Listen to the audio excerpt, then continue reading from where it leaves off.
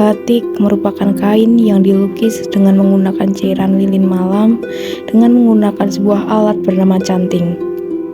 Dengan lilin dan canting tersebut, para pengrajin menggambar dan melukis di sebuah kain hingga membuat kain tersebut bernilai tinggi.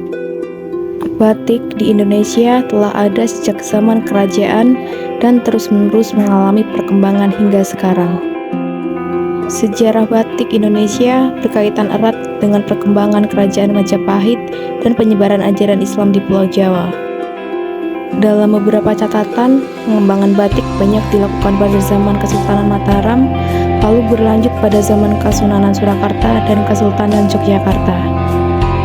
Kesenian batik secara umum meluas di Indonesia dan secara khusus di Pulau Jawa setelah akhir abad ke-18 atau awal abad ke-19. Hingga awal abad ke-20, batik yang dihasilkan merupakan batik tulis. Batik cap baru dikenal setelah Perang Dunia I berakhir atau sekitar tahun 1920.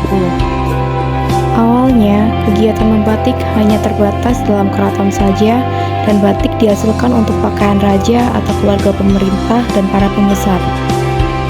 Oleh karena banyak dari pembesar tinggal di luar keraton, maka kesenian batik ini dibawa oleh mereka keluar dari keraton dan dihasilkan pula di tempatnya masing-masing.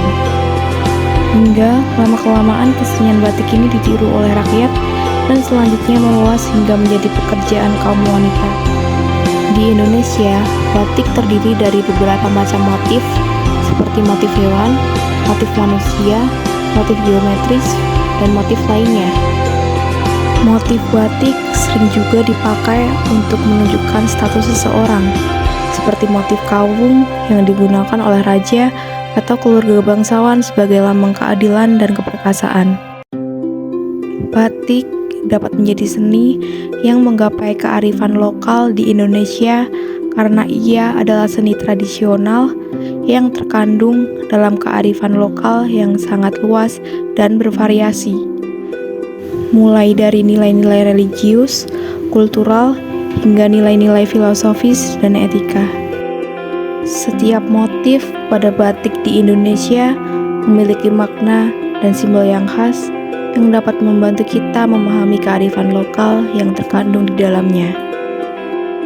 Batik sebagai keseluruhan teknik, teknologi, serta pengembangan motif dan budaya yang terkait telah ditetapkan sebagai warisan kemanusiaan untuk budaya lisan dan non-bendawi atau biasa disebut sebagai masterpieces of the oral and intangible heritage of humanity oleh UNESCO sejak 2 Oktober tahun 2009.